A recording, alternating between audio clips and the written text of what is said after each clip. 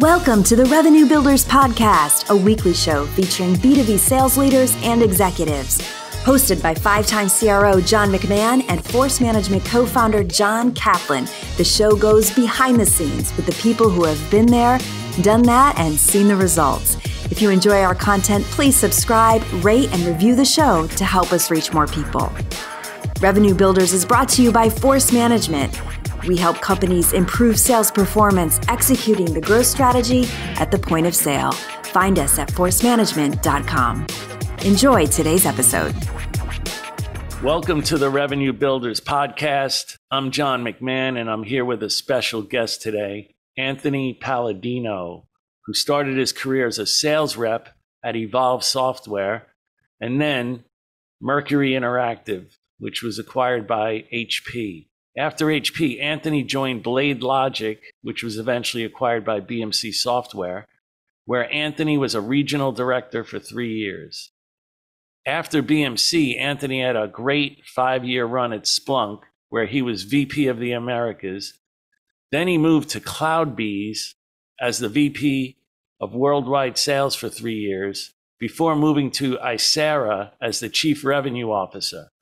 Today, Anthony Palladino is the Chief Revenue Officer at Mabl, M-A-B-L, which is an exciting startup company in Boston, gaining tremendous traction with customers. Welcome, Anthony. Good to see you. How are you? Nice to be with you here today. Hey, Anthony, give us a little overview of what Mabl does. Yeah, Mabl is in low-code test automation. So we're taking a process that typically takes X number of hours across Y people and automating that down into take a fraction of the people and a fraction of the time. And we're using a bunch of different types of AI, large learning models there, machine learning, and having a great time. We're a couple hundred customers, Series C, and we're having a lot of fun. So Anthony, as a new CRO, you're walking in, certainly not your first rodeo. What are the 3 to 5 things you're looking to learn on day one? Yeah, so when I think about the go-to-market kind of function and looking at the business, first I'm trying to figure out where are the blind spots? You know, what is the company not aware of? And you can figure those things out, number one, by looking at gross dollar retention, looking at net dollar retention, looking at expansion, cross-sell, upsell. So if you have something where the technology is being used, and you're seeing that people are renewing it in a good way, regardless of what habits that customer success team has, you have something to work with there because the product is either unique and or high value and or the team is doing a good job on it. So that's the first thing to look at is where are the weak spots. I think the other thing to think about is the context and the temporal nature of the environment. So how are they doing against the competitors? How are they doing by bringing new people in and selling to this market? And as we know, the market has changed tremendously in the past couple of years. So, from context and this time, how are they doing? And the big thing I always focus on, the third area, is based on those two things, deconstructing the subconscious conclusions that the customers are making, prospects are making. So that includes from the first touch point when they hit a lead, to saying, hey, I want to engage, or saying, hey, I want to look at some pricing or do a demo. What's happened before that process? And then once the sales process kicks off, how long is that time? Is it a 90 day? Is it 120 day? Is it 30 days? And what are the habits? What are the practices? What are the common denominators that you're seeing in customers who are being super successful? And then my take on this is really understanding that, diagnosing it, reverse engineering it, and building a process. So for me, whenever I go to a shop, I will build a new process. It's always champion-based selling, John, as we know. But I redefine that process based on the market, based on the time, and based on the product. So those are, once you understand what's happening in the customer buying cycle, and you notice I use the word buying cycle, not just sales process, then you redefine what your sales process can be to just help the customer draw the right conclusions along the way. And what is some of the, common, like I said, this isn't your first rodeo. So what are some of the common areas that people are not doing?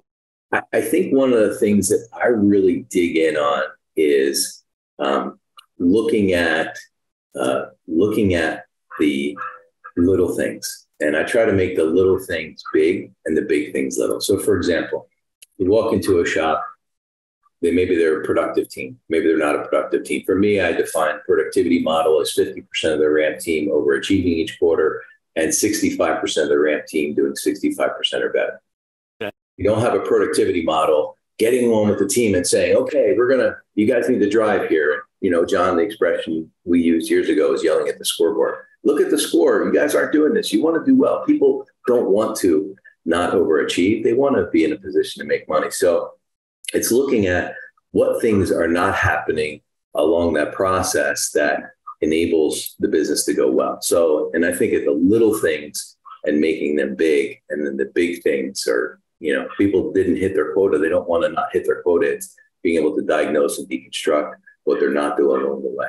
So, Anthony, what I hear you saying is that it's really about maintaining discipline in the things that you do, especially in the sales process. So it's discipline around the little things that can make a big difference in execution of things. So sure. Can you give me a little example of that? Is something like maybe even pipeline generation or something? Absolutely. Yeah, for sure, John. And you know, one of the things that we have been focused on, and we built the habit around it now, we're continuing to build it out, is pipeline generation, as you said. So, and we have a metric for pipeline generation. It's 2 new meetings created, 2 new opportunities created per person per week. And it's easy to say that, but how do you go and get a customer to take a meeting? Okay, great. You prospect, you call. Okay, you email, fine. LinkedIn, great. But today, the world is different in that you're not going to get a reply versus on your second or third try. You have to think about a sequence. And the sequence is not just, okay, team, create a sequence. What we did is we took it to another level, and we created a sequence where we actually, as a backdrop, we had done some analysis, and we were identifying that customers were engaging on about the 11th to the 14th touch point, literally the 11th to the 14th, between calls, emails, and LinkedIn. So a couple of QBRs ago, we said, hey, let's work on creating a way that we can help people to have a sequence and drive. And the sequence, by the way, is not just put it in outreach and let it go. I would lose more hair if people tell me I've got my sequence in outreach and it's just running. That doesn't work. Right. You can use outreach, and outreach is great for managing a process and keeping a track on that, tracking touch points. You can use outreach anywhere, but using that solely and exclusively as your prospecting method is not a great idea because it smells like outreach and people can see that. So what did we do? We created this concept of a 21 double down sequence. So the idea with that is that we've got 21 touch points, literally 21, over the course of 21 days. So we created the methodology for it. We created the call, the follow-up, the phone call, the email, the follow-up, and we've got 2 different email components going in there. But each of those email pieces of content are not just standing on their own. It's a piece of email. It's a re-reply with another piece of content. We're varying the call to action. We're varying the copy itself. We're varying whether there even is a call to action. Obviously, you have different subject lines. Then you've got a thing on LinkedIn, and the LinkedIn may be just a blank invitation, or it might be an invitation with some comments. And then once we have someone engaged, we're leveraging it to show personality. So, you know, we created something that is not just drive your pipeline. It's not just go prospect. It's not just go call. It's here's a methodology, here's a sequence, here's a process. We actually did in our QBR working session, we said, okay, here's the methodology. We went through it as a team. We broke into a couple separate groups. Over an hour and a half, we came up with 4 different sets of 21 double down sequences. And are they perfect? No, they're not perfect, but are they good? Are they usable? Of course. And now what we do on the little thing on that is we're tracking where and how a customer will engage. Did they reply on the first call? If so, beautiful. What did we say? Did they reply on the second call, third call, whatever the case might be? Did they reply? They didn't reply on the call. They didn't reply on an email, but they replied on LinkedIn and referred back. So it's not just prospect. It's not just generate 2 new opportunities. It's the little thing of what is in that sequence. How are you going out to that customer? And sometimes it's traditional research the company, understand what's going on in their business, talk about how you can affect revenue, risk, profitability, compliance, whatever the case might be. But other times it's one piece of content that you're using. Because if you're reaching out to these people so frequently, you can't reply with one piece of content. Just, did you see my note? Did you see my note? That we both know that gets deleted in 12 seconds. So that's an example where going really into the little thing that makes a big difference. And if you focus on that habit and you're at a two opportunities created per person per week, that's going to give you a lot to work with. And even in our case, we look at stage 0 opportunities, not just qualified pipeline, but stage 0 is when a meeting is set up. And when a meeting is set up, I can get fidelity from that. We've actually focused on stage 0 and we do a 90-day rolling pipeline. So I can tell you exactly how much business we're creating, opening, and closing within 90 days ongoing. And for us, that's enabled us to improve our pipeline, enabled us to improve the engagement from the customer side, but also improve the net result of how much business we're actually able to book and close. And it's reduced the sales cycle timeframe because we're thinking about it in that way. But, when you think about the little thing too, as a leader, it's not just about here's what you must do and do it like Anthony. John, you and I were talking, I think you and I both speak Jersey. Not everybody speaks Jersey. Some would argue it's a dialect of English. I think it's a whole separate language. It's a whole nother language. Anthony. Whole nother language, right? So I think you and I got along from the get-go because we understood that. But not everybody does. And all kidding aside, the way I think about it with people too is you identify the little thing that's going to help them become a best version of themselves. And that might not be speaking the way that you or I would speak, but they're engaging in the way that's appropriate to them. And as a sales leader, as a field leader, you have to really, really know your people. And you have to be able to lead with credibility and respect so that your people open up and they can emerge as the best version of themselves and use their interpersonal magic and use their interpersonal style. But you can't get to helping someone to emerge as an individual contributor or as a first or second or third, whatever line leader, unless you're focusing on the little thing that you need to do and then giving them some room and coaching to help them emerge in that framework, in that message.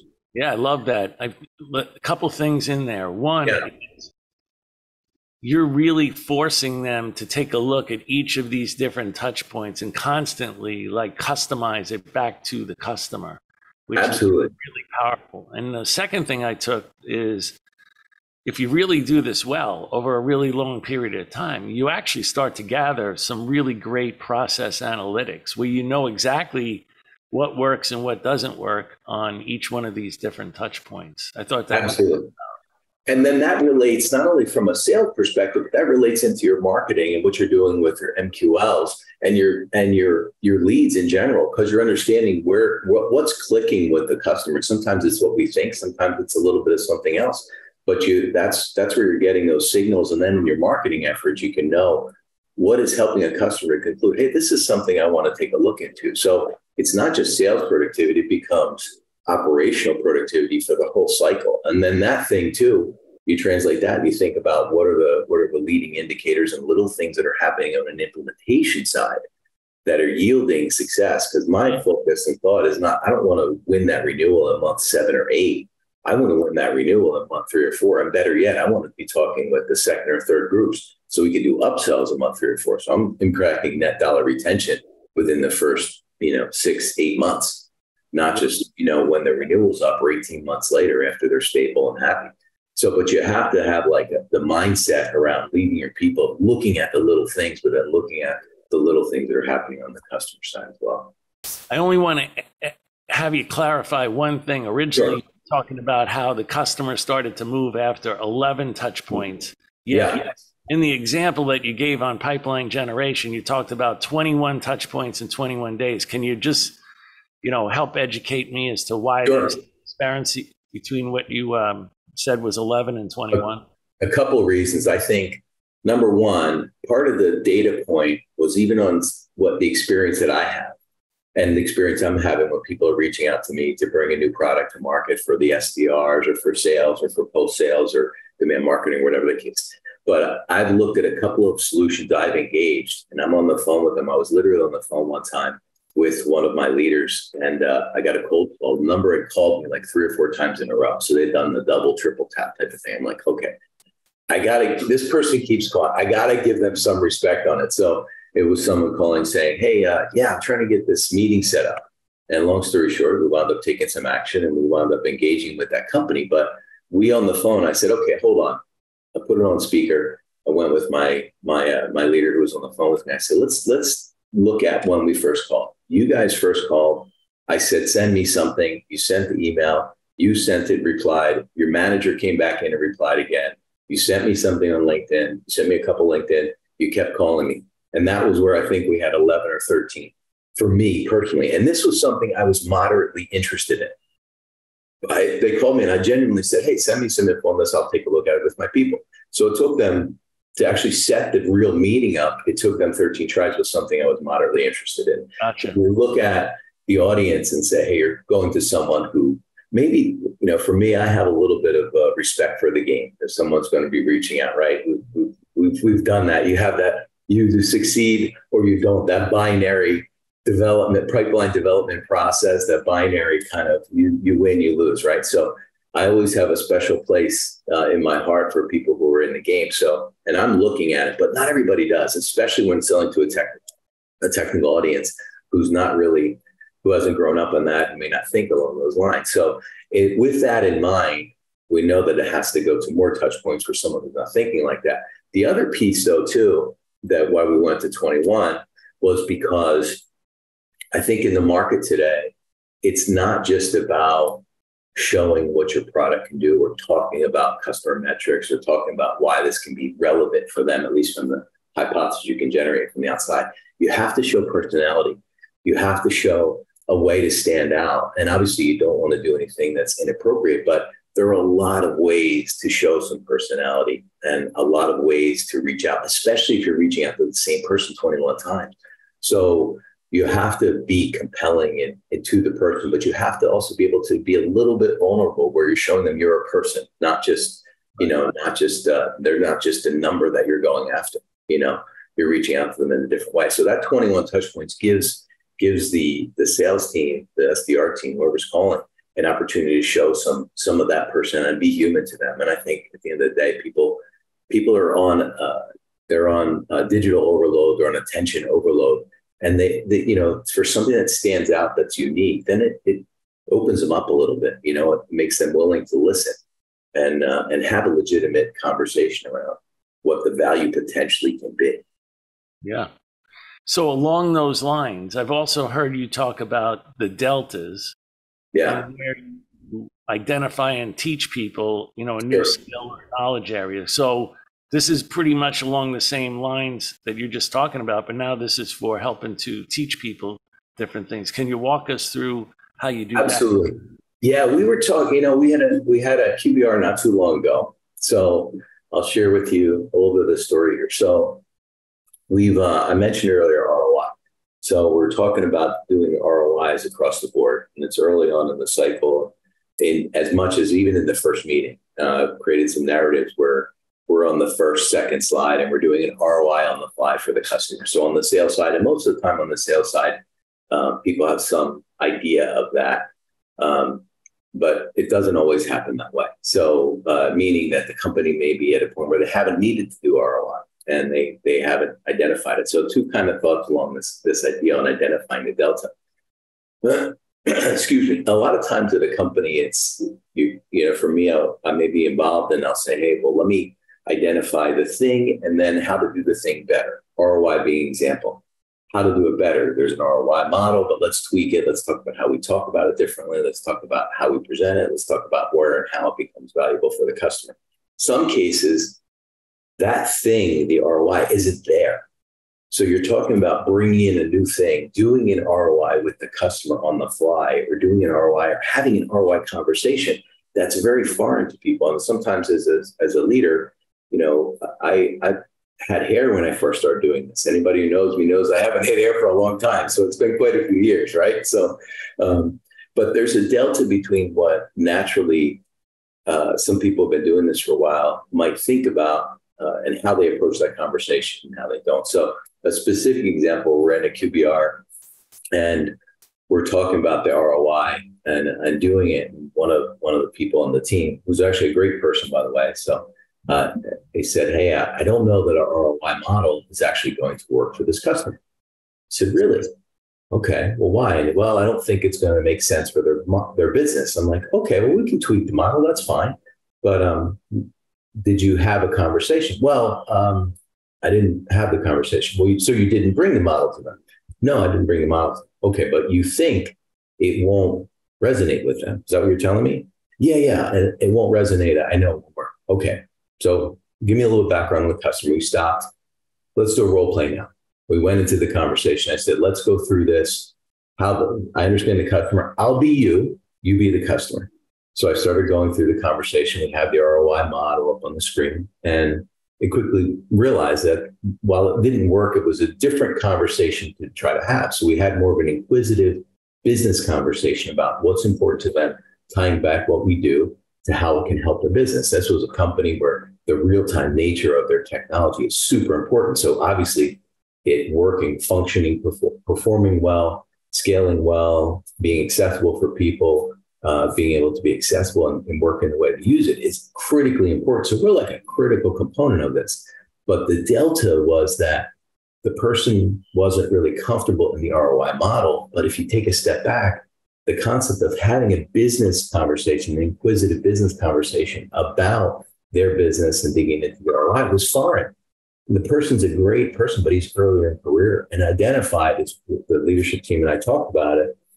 It's a huge delta because they haven't done it. It's a new thing for them. So when we're thinking about, especially folks who are earlier in career, we're trying to look at where they may be, where we want to go, but then identifying the deltas around the skill, experience, exposure, history, and comfort level in those things. So then you can coach to them. So we did the role play. I used some of my words, the right ones, the wrong ones. I don't know, but that's a way you can kind of get someone comfortable and build that muscle up so that you can help them drive the outcome that they want. But it's not just a matter of saying, do the ROI. It's not a matter of saying, here's the ROI model. It's not a matter of saying, here's how to have the conversation. It's a matter of going into and understanding where they're coming from and the delta from where some of us might be, and then helping to translate that, Yeah. And that, I think it goes back to your little things and big things little, in the sense that you have to first understand where they're coming from. What is the delta? And then you can't give them 10 things to do because they just, no one can really do that. right. You have to give them one thing at a time. Like a good coach will give you like one thing to work on at a time until you master that, and then take you to the next thing to master that. It's like a golf swing. Like, I'm terrible at golf, but I mean, if I went to a coach and they said, all right, here's how you grip the club, keep your left arm straight, turn, keep your head down, turn your hips, hit the ball. And if I was doing it wrong and they thought that something, there must be something wrong with me because this person's supposed to be the coach. That's absolutely 10 things to do, thinking that I can do it on day one, and I can't. So that's the same thing that you're talking about, is figure out what the delta is and then concentrate on the little thing that could be really big to this person and get them motivated by getting that one little thing in their DNA and then moving on to the next little thing that you can put in their DNA until they can actually pull this off. That's a great analogy, John. I love it. And I think that's such a great example because when we talk about these little things, it's the little things that build up and get you to where either you want to go or the business can help you to go. And it doesn't happen overnight, but a good leader, when I work with my leaders, I'm always thinking about what are the 3 things you can help this person with over this next month or 2 months or whatever the case might be. Because when you focus on those little things, then you're developing organizationally habits. And the habits are the small things and decisions you make every day, which yield to the big outcome. We just were talking about this concept in a recent QBR, because as a team, we need to build a bunch of new habits to yield the right results. And we built a ton of them and had the result for the quarter that we were all looking for. And when you can start those small habits, like getting your grip straight, to your point, then you can work on the other elements if you have that one down. And you can't get to helping people develop good habits unless you're looking at the little things that yield. It's kind of, there's a lot of different concepts around, I think, breaking it down into small steps. But the way I think about it is you develop these habits, they're fundamental. And then those little habits lead to big material change and help people get to where either they want to go or their aspirations are to take them. Right. Because once you help them win and you took them through 10 different steps to get there and they now have it in their DNA and they're now winning, they're never going to leave you because they know that now you can get them, to the next level and the next level. Right. Absolutely. And then you think about it too, as a leader, you help people develop and become something that they wanted to, or that they didn't even know they could become. And then you can have a chance to promote them and help them grow. And you have an opportunity to develop a legacy. And I think, it's great to be talking with you about it, John, because you have a pretty significant legacy across software with people, including myself, who have had help, for whom you've helped develop really good habits that have yielded, some great career opportunities, and to be able to help people to develop those habits that then they just build on and build on and build. It's a really rewarding and fun thing to do. Right. It is rewarding. You have to take joy in it as a coach or a leader to help someone else develop so that they can be successful without you. And that's really your job as a leader. It's so good. That's how I think about. Yeah, go ahead, John. Yeah. No, I was going to take your ROI example. And sure. I've also heard you speak a little bit about compelled energy and creating, urgency with the customer. So in this, let's say, tougher selling environment, due to the uncertain economy that we're in, many customers have a, wait and see attitude, and they prefer not to spend big right now, right? So talk about, compelled energy and how you're compelling customers to move now.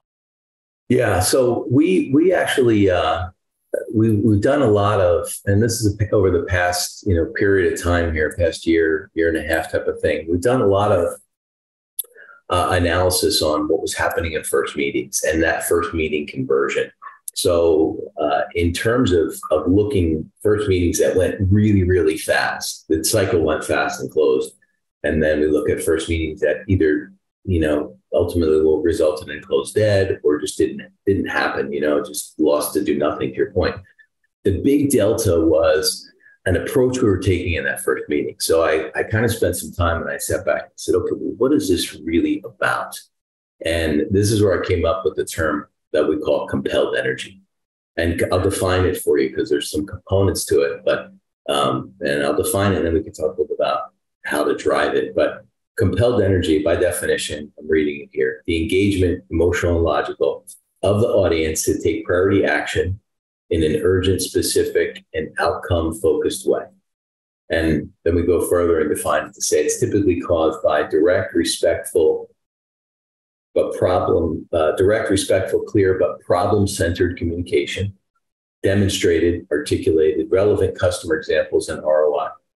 Painted picture of the possible with the confidence of a low-risk approach. And then we net it out by saying, when compelled energy is present, life is good. The transaction moves fast. When compelled energy is not present, everything is slow and difficult, and the transaction will likely die. So we define that, and now we define it, and we actually made it stage one in our sales process. Because when we looked at this, we literally looked at some of the transactions we won, and I'm talking about $1 million plus TCV contracts, 300 plus K for ACV for first year. And we've done transaction cycles that weren't 90 days, that weren't 60, that weren't 30. We did one that was 13 business days, but of $1 million TCV, but it was because of that compelled energy. So the term is a different way of thinking about engaging with the audience. And when you're approaching things with compelled energy, what does that mean? That means there's a lot of things you do going into that conversation. If you're going to have a problem-centered communication, that means you have to research the account. It means you have to understand what they're doing, know your technology really well, have been trained on, and you're developing hypotheses going into that meeting. And it means you're going to that meeting with conclusions that the customer will need to draw on their own in a good way, in order for the deal to go fast, and you're building your agenda, you're building your talk track, your story around how to drive those conclusions. And then we take that step further, and we list out a bunch of other prerequisites going into the meeting. And then we have very, very specific exit criteria leading stage one. And then they follow through the subsequent stages as well. But if we could drive that compelled energy early on, then we know that we're having a lot of fun. The cycle is going to go really fast. And the customer's going to be really excited because why? We're playing to the differentiators that we have, the technology, we're playing in our game, we're playing in the use cases we can solve, we're playing in the requirements and functionality that we know that the EB will ultimately define. Ultimately agree, say, this is a problem that we need to solve now. And you want the EB to say, I'm pissed at you. Why are you pissed? I'm pissed that I didn't know about this thing. And you're just bringing it to me now. And I'm also pissed that we didn't solve it yet. But okay, go get it done. Yes. You've got amazing compelled energy. And we can talk about the EB. That's changed even too. But anyhow, let's stay on compelled energy and break it down a little bit because you went kind of fast. So I was trying to remember everything that you said. First thing was you came in with some sort of an emotional and logical statement. I think problem statement, correct? So I want to break down the components for the audience. So that was the first thing you come in with. Yes. And then a problem-centric viewpoint, meaning you're developing a point of view of the customer's issue as you potentially see it based upon all the homework that you've done on the account, correct? Before you go into the meeting, right? Yes. Yeah. And then the third piece I heard you say is you're prepared with powerful before and after customer success stories, right? Absolutely. Saying, you're not the only customer that we've dealt with that has this same exact issue. Here was company A, here was company B, here was the before scenario, similar to yours, and here's the after scenario with very compelling metrics, right? And then the last piece, which is what I think you have to do these days, is now from that information you gather in that meeting, start to put together a powerful ROI. And it can get you to those numbers quicker if you're really talking about and really nailed, the problem statement or the problem-centric point of view. Absolutely. That summarized it pretty well. I think you summarized it well, John. I want to make a couple comments on it, if you don't mind. The components of MedPick are in the problem statement. So this is a way of thinking about what's happening with the pain in the organization, why these metrics are important. A way of giving the champion something that he or she is going to then be able to really get ready to go fight for, because we know that it absolutely is a fucking fight today to get $1 out, period, end of story. So this is a way of bringing these things to the forefront. And I think the other thought what you're trying to do there, let me stop you. What you're trying to do there is you're creating urgency with the customer. You're basically tell them, look, you got a problem. It's a pretty big problem. Other companies have had the same problem, and we just hit on it, and we can solve it with our differentiation in our product because we've done it for other companies. Maybe it's time to move. Well said, John. Well said. Well said. And I think in my experience, if you think about, I know you've talked a lot about champions, but if you think about a champion development, we talk about identifying, building, and testing champions, 3 different distinct areas. But if you're going into and even if the person's not a champion, you have to start with a coach, right? So if you're going to someone saying, hey, I have some ideas on where this could go. And by the way, I don't know if I'm 50% right, 30%, 80%. The point is not me being necessarily right. The point is me identifying how we might be able to solve a problem that is worth solving for you now. And if you're approaching the customer in such a way where you're talking about a problem statement to them, that gives them an opportunity to then edit the problem statement. It's so much easier to edit and critique than it is to look at a blank piece of paper and start from scratch. So if you're coming into the customer saying, hey, here's what I'm thinking, the customer very easily can shift to hey, that's pretty good, but tweak this, tweak this, tweak this. It adds automatic credibility. You're never going to be able to build a champion, and you're never going to get even a lot of support from a coach if you don't have that credibility. And this is a very, very specific and simple way to establish that credibility from the get-go. And then because you're coming to them saying, hey, this is a business problem that we can solve. It may have a lot of impact on you and your role, but it is tied to what's happening in the organization, something worth solving now. So I'm not asking you to take a look at the technology because I think it's good or because everybody else thinks it's good. I think it's good in the context of your business at this time. That's back to the context, and everything's contextual and temporal. So I think it gives a lot there. And that if you're articulating in a problem statement way, then that is how EBs are looking at things. What's happening? Why didn't I know about it? Is it affecting business? Yes. If the answer is, if you can't articulate that in a problem center way, the CFO or the CEO, the EB is one of them, period, end of story. I don't care how big the company is today, in my opinion. I would argue that all day long. But if you can't, they think in terms of problems, right? They think in terms of criticality of problems. If you're thinking, you're starting your sales cycle in terms of defined problems, then the rest of the cycle will go, because you don't need to translate as much later. You're locked into that. You're linked into that problem to start. Right.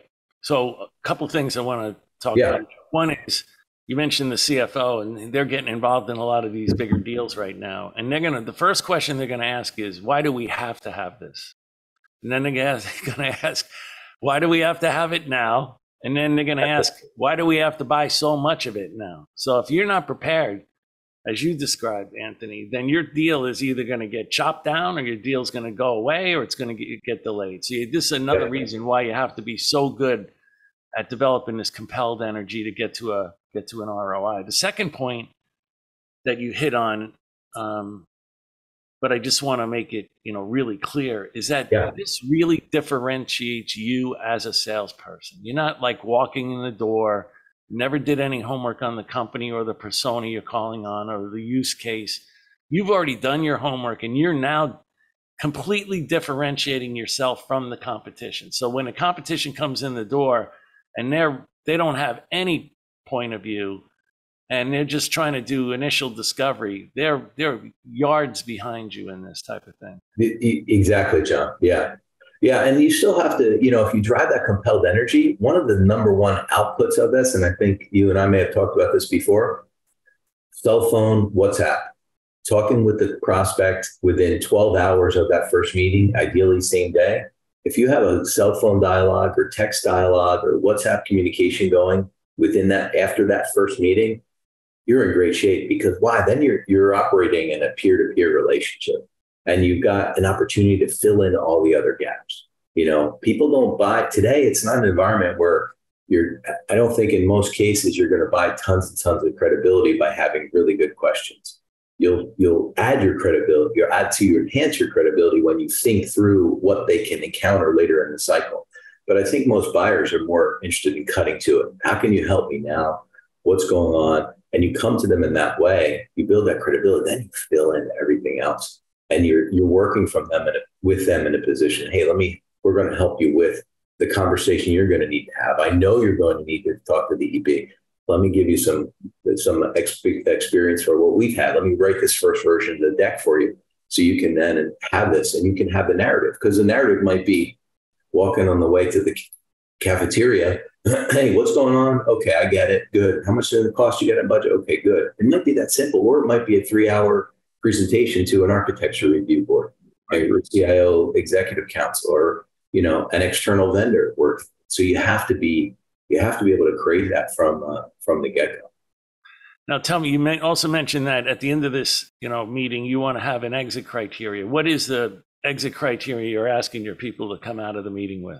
Sure. Cell phone, WhatsApp for person driving the dialogue.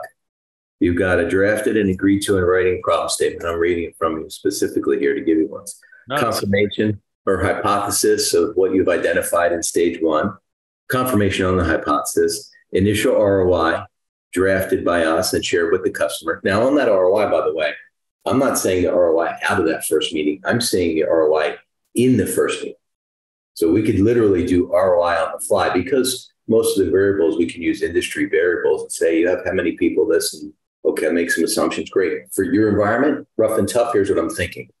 Customer, and say, is this a problem we're solving now? That's a very clear way for the customer to gain some comfort to say, this is something that's worth solving. But also, all right, I might have to sign up for this, but it's a way, if the problem is that big, okay, like I know I've got something to focus on here. So on that point, Anthony, are your people at the back of the napkin calculation in the meeting, or do they actually have like a worksheet or a spreadsheet that they pull up and they put up on the screen and they can punch in numbers live with the customer? The latter.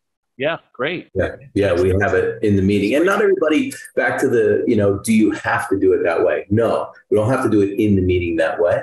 And depending on the audience, some people a little more standoffish. Some people might be really engaged and say, hey, you have an ROI model? Great. You want to go through it now? Sure, let's do it.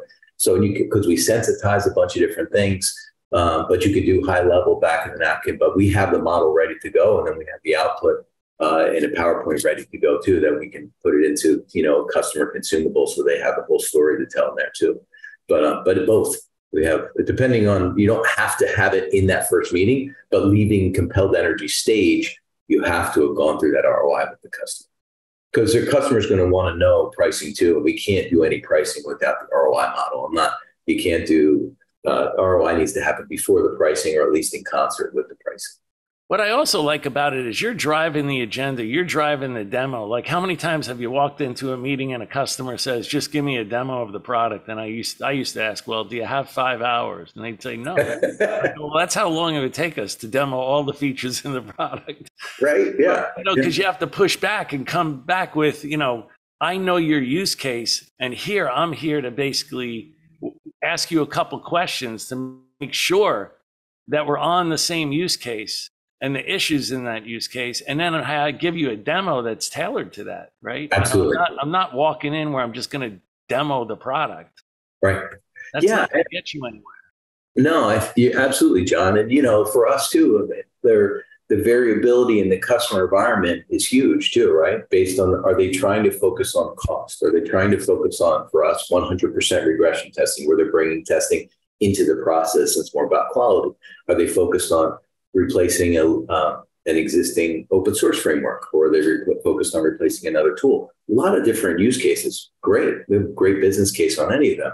But where you lean is really a function of making sure you're aligned with what the customer's environment is. And that's why you lead with the problem statement.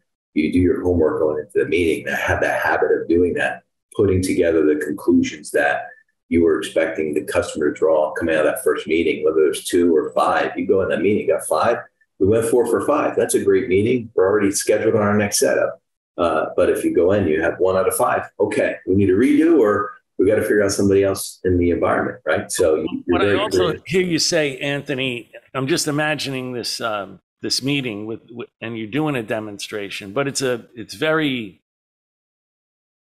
pertinent to the use case and your differentiators. So now, and you want to come out with that, or you have that ROI or preliminary ROI you built before the meeting. Right. Now your people are showing the product specific to that use case and the problem statement. They show a differentiator that solves that problem, and they have to stop the demo right there and ask, how much does that cost you today? Or how does that affect you today? Because they have to get quantifiable metrics down to dollars, so that or down to people and time, or however it is that you're going to calculate back to dollars, so you can put it in the ROI and change, your preliminary ROI to almost the final, ROI in the meeting. So you have to constantly stop that demo and get agreement that this is a problem, and we can solve it. And how much is that costing you to do that today? Absolutely. Right? Yeah. Yeah. And where we take it to, John, even is not only stopping it, validating, ensuring that we're well aligned, but a big thing today, I think it's probably always been a thing, but even more important today because of the pace of innovation, the pace of change, and the pace at which customers move, is documenting. So we're constantly focused, and actually stage 2 for us is documenting the fit and gaining consensus, but it's literally documenting and sharing with the customer. And, one of the things we focus on too is that the things that we're documenting are not exclusively internal to us. We're documenting things that are customer facing. Our customer notes, our presentations are the version to us, the version to the customer, they're one and the same. So, because it has to be documented, quantified, specific, measurable, as on the metrics you're talking about, but it has to be documented. that's a big thing. I think that if you have that habit of documenting that, then the customers looking for that documentation are thinking along the same lines. I think the other thing this does for the salesforce is smokes out the people that are in front of them. Like who are the people that are really in the know? They know the numbers, they know the process, they know how it affects the business at a very high level, because if you want to do $1 million deal, it's got to affect those things we talked about before. Time to market, customer satisfaction, revenue, profitability, risk. And very quickly, when you're having these discussions, you can quickly determine of the 5 or 6 people that are in the room, who's in the know and who's not in the know. So you can almost find your potential champion right there. Right on. Yeah, absolutely. Because the question too, we often answer, or we pose is, hey, based on your environment, your ROI is 1.5, 1.3, 2.3, whatever the number. Is that a problem worth solving now? Silence. You got a couple ways you can reply. Sounds good. Let's do it. In which case, okay, depending if it's the right person you've identified it, maybe that's the flies. Or they can say, well, walk me through the model. Great conversation. Or they can say, well, that's good for other companies, but doesn't apply to us. Well, let's look at the model. And you can very quickly determine, is this a person who's willing to go and stick their hand in the air and say, hey, I've got something to fix here. Or are they someone who's looking to go like this? And, either you've got a potential champion or at least a strong coach, or you have someone who's not going to be able to be there. And, you can question the model, you can validate whether it works for you, you can look at the technology, make sure the technology will yield those results. Beautiful conversation. But if a person doesn't have some way of saying, the problem is some level of engagement, right. You're going to flesh it out exactly as you said, John. Yeah. Cool. Great. That's fantastic, Anthony. Okay. I want to ask you a couple more questions before we tidy up here. So you're the new CRO, or even in some cases, the new first line manager. But for you, it's a CRO. But I'm thinking about our audience. Sure. You're brand new to the company. It's the beginning of the quarter. You need to forecast the number for the quarter. And you don't know your people yet. And you and I know that we have some people that wear rose-colored glasses all the time, and some people that sandbag on purpose, right? So you're qualifying the forecasts that are being presented to you. So what information is Anthony Palladino looking for, or what indicators are you looking for so that you could feel like, okay, I could put together a halfway decent, accurate forecast here? Yeah, I think you'll probably smile. The first question is, who's the champion? Who do we think is the champion, right? And it's probably who do we think is the champion, because an understanding, if you're new to the organization, there's probably not a firm notion of what a champion is. And, the definition we have is a person with political respect and or technical authority who fights for us when we're not there. And I have the and or in there, John, because I think in a lot of cases with consensus-oriented environments, those two things are very distinct today, in some cases today. So, but who do we think the champion is? And then, you can ask that question and get an idea of who the role is. And based on the role, they'll give you some idea, but then who's the EB? EB, person with discretionary use of funds. And, if you're on a coach level, a director level, and they're saying the EB is the senior director, we know it's a big shop, even a small shop. Okay, we got a complete problem with definitions, and we're approaching maybe the right people, but in the wrong way, and we're not approaching the other people we need to engage, right? So that's the number one thing that I always look at in the individual transaction, and then I find that reorienting to champion-based mentality, champion-based selling process is the most critical thing, because everything else is built on that for me. A champion is implicit, and so many other things are implicit in the champion, right? So, and that's if you have a good habit of understanding that and understanding who that champion could be, and being really honest and defending that position. That's the number one thing in the forecast. So yeah, because it can unravel pretty quickly just based upon those two questions. Right? Yeah, and then you have, hey, we've got a great business case, and I've got all these POC criteria. They love us, and the guy's going to quit if we don't get the technology. man, I learned some of those. I don't know if it's 1 million or 2 million mistakes, but a lot of them I made mostly myself, so, and that's a big one, right? Having someone who's an awesome coach or maybe a good coach, but the EB doesn't care what the person thinks about, right? And that's a hard reality, but it's the truth. And so that's the first thing, the champion. One more question. So a lot of people want to be the CRO. This is like your third time being the CRO, but very few people understand the true challenges of the job. A lot of times people that work for me would get into the job and all of a sudden call me and go, I had no idea this is what the job was about.